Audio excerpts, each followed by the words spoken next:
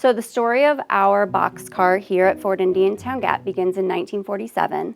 Right after World War II, most European countries were devastated by the war and were in need of aid.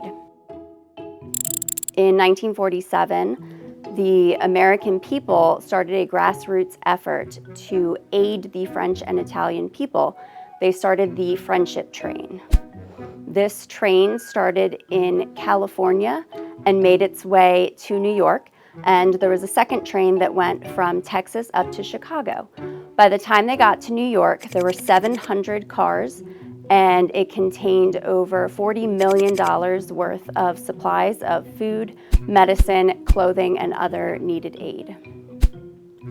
In 1949, France was on its way to recovery, and as a gesture of gratitude for the Friendship Train, they sent the Merci train in response.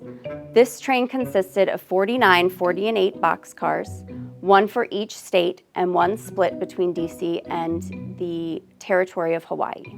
Each railcar contained approximately 10,000 items, which included books, toys, dolls, wedding gowns, some automobiles, the first motorcycle ever invented, and the walking stick of the Marquis de Lafayette.